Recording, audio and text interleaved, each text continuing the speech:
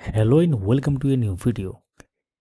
আপনারা ইতিমধ্যে অবগত আছেন, মাননীয় মুখ্যমন্ত্রী বাংলার যুবসাথী প্রকল্পের একটা ব্যাপার বলেছেন এবং সেখানে যে অ্যাপ্লিকেশন ফর্ম, সেই অ্যাপ্লিকেশন ফর্ম কীভাবে পূরণ করবেন, পুরো ব্যাপারটা স্টেপ বাই স্টেপ দেখানো হবে। তো শেষ পর্যন্ত ভিডিওটা দেখতে থাকুন। অবশ্যই চ্যানেলটিকে সাবস্ক্রাইব করে রাখুন বা যারা ফেসবুক থেকে দেখছেন পেজটিকে ফলো করে রাখুন। ভিডিওটি লাইক করে দেবেন, সবার সাথে শেয়ার করে দেবেন এবং এই ফর্মটি আপনারা পেয়ে যাবেন আমাদের টেলিগ্রাম চ্যানেলে পিডিএফ ফরম্যাটে। টেলিগ্রাম চ্যানেল লিঙ্ক ডেসক্রিপশনে দেওয়া আছে, বা টেলিগ্রামে গিয়ে সার্চ করুন আপডেট মাস্টার 4, বা যদি কোনো অসুবিধা হয় কমেন্টে লিখুন, আমরা সাহায্য করব। তো স্ক্রিনে দেখতে পাচ্ছেন গভর্নমেন্ট অফ ওয়েস্ট বেঙ্গল বাংলার যুবসাথী স্কিম, বাংলা যুবসাথী প্রকল্প। একটা আনঅফিসিয়াল ওয়েবসাইটেও কিন্তু ফর্মগুলো দেওয়ার একটা ব্যাপার লক্ষ্য করা যাচ্ছে, যেটা অলরেডি আমরা শেয়ার করেছি।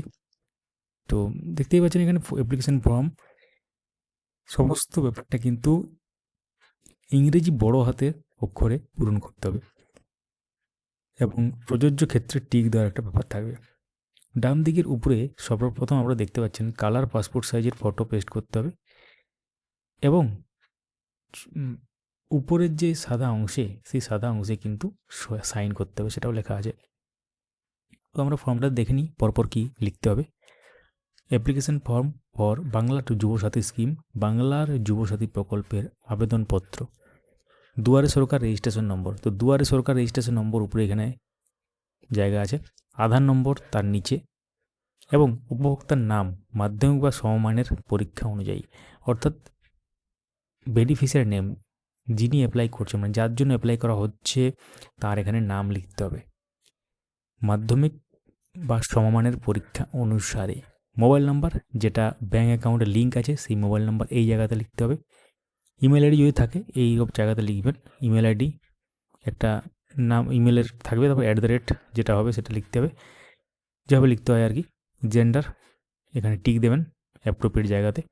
ডেট অফ বার্থের জায়গা যেটা আছে সেটা হচ্ছে DD MM YY এবং এজ 1/4/2026 অনুসারে, অর্থাৎ 1/4/2026 তারিখের বয়স, বছর এখানে লিখতে হবে কত বছর হচ্ছে। পিতার নাম এখানে, মাতার নাম, স্পাউস নেম স্বামী বা স্ত্রীর নাম। ক্যাটাগরি ইফ নট জেনারেল, অর্থাৎ এক্ষেত্রে যদি জেনারেল না অন্য ক্যাটাগরি হয় তাহলে SC অথবা ST অথবা OBC, সেটাতে কিন্তু এক্ষেত্রে টিক দিতে হবে। তো সার্টিফিকেট নম্বর, এই আদার দেন জেনারেলের ক্ষেত্রেই বলা হচ্ছে এটা, এই তিনটের মধ্যে যে কোনো একটা যদি এখানে অ্যাপ্লিকেবল হয় তাহলে তার সার্টিফিকেট নম্বরটা এখানে লিখতে হবে। বৈবাহিক অবস্থা বা ম্যারিটাল স্ট্যাটাস, আনম্যারিড হলে এখানে, তারপরে অ্যাপ্রোপ্রিয়েট জায়গা যদি অন্যগুলো হয় তাহলে সেখানে টিক দিতে হবে। এরপর চলে আসি কন্ট্যাক্ট ডিটেল, এরকম ভালোভাবে ফিল আপ করতে হবে, ভুল করা চলবে না।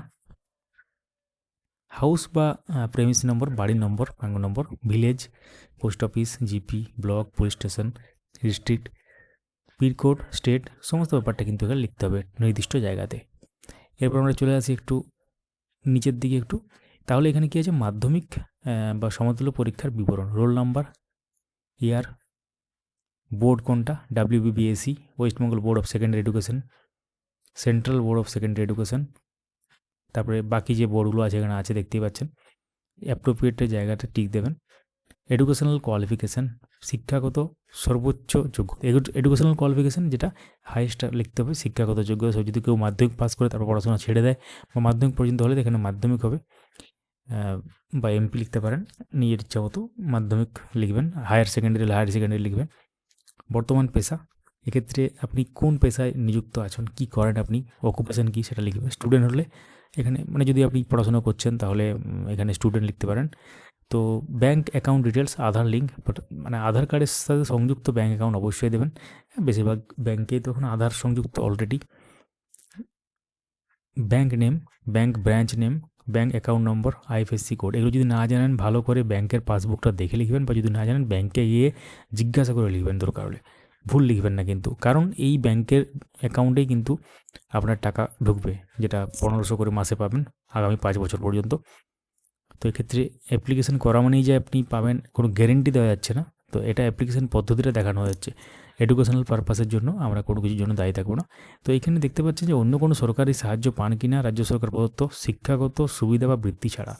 শিক্ষাগত সুবিধা বা বৃত্তি ছাড়া যদি অন্য কোনো সরকারি সাহায্য পান তাহলে কিন্তু এক্ষেত্রে ইয়েসে টিক দিতে হবে, তাছাড়া নাতে টিকতে হবে। যদি এখানে ইয়েসে টিক হয় তাহলে এখানে বিবরণ দেবেন নিচে, তাছাড়া দেওয়ার দরকার নেই। নোতে হলে এখানে কিছু লেখার দরকার নেই। এরপর আসি এনক্লোজার লিস্ট, মানে এর সাথে কী কী ডকুমেন্ট অ্যাটাচ করবেন। সংযুক্ত নথিপত্রের তালিকা, স্বপ্রত্যয়িত প্রতিলিপি অর্থাৎ সেলফ অ্যাটেস্টেড ফটোকপিস,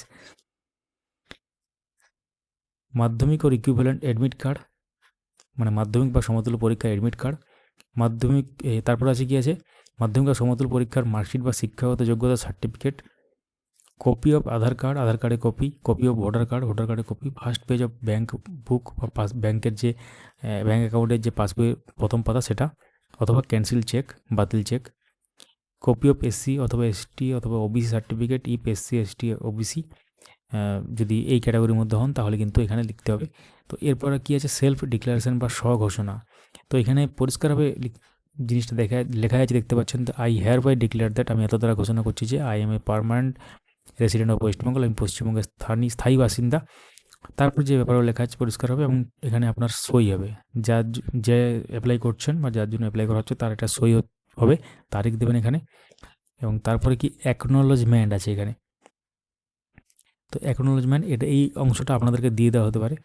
তো এখানে সরকার রেজিস্ট্রেশন নম্বর এবং তারপর এখানে ডিটেলস লিখতে হবে। Receive on date, signature of receiving official with, মানে যেখানে জমা দেবেন সেখানে হচ্ছে signature of receiving official with seal. যেটা এখনও পর্যন্ত খবর যে প্রতিটি বিধানসভা কেন্দ্রে মানে এই ব্যাপারটা, এই কাজগুলো করা হবে, সেখানে হয়তো জমা দেওয়ার ব্যাপার থাকবে।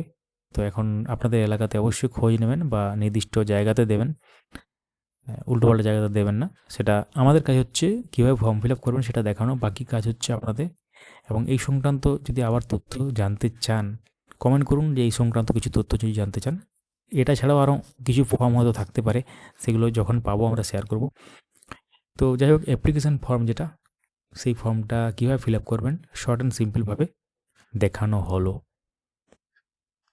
তো অবশ্যই ভিডিওটি লাইক করুন, সবার সাথে শেয়ার করুন, কমেন্টে জানাবেন যে আপনার এই ব্যাপারটায় মানে আর কোনো প্রশ্ন আছে কি না, বা সর্বোচ্চ শিক্ষাগত যোগ্যতা আপনার কোনটা, লিখতে ভুলবেন না। আমরা এই চ্যানেলে বা পেজে এডুকেশনাল নিউজ ছাড়াও অনেক তথ্য দিয়ে থাকি, সেটা টেকনিক্যাল নিউজই হোক বা বিভিন্ন ধরনের ফর্ম ফিল আপই হোক। তো যারা আগের ভিডিওগুলো দেখেননি, আমাদের চ্যানেলে বা পেজে গিয়ে অবশ্যই আগের কন্টেন্টগুলো একবার চোখ বুলিয়ে নিতে পারেন, তাহলে আপনাদের কাজে লাগবে। সেখানে অনেক প্লেলিস্টও আছে ইউটিউব থেকে যারা দেখবেন, এবং যারা ইউটিউব থেকে দেখছেন অলরেডি, ইউটিউবে দেখবেন একটা হাইপ অপশান আছে, HYPE, হাইপ অপশানটি কাজে লাগান। এবং যারা ভিডিও দেখছেন অন্তত 1-2 জনকে এটা শেয়ার করবেন, কারণ এটা খুবই কাজের জিনিস। এবং যারা পারছেন না ফিল আপ করতে, তারা অবশ্যই এটা দেখে হয়তো কিছুটা উপকৃত হবেন। Thank you.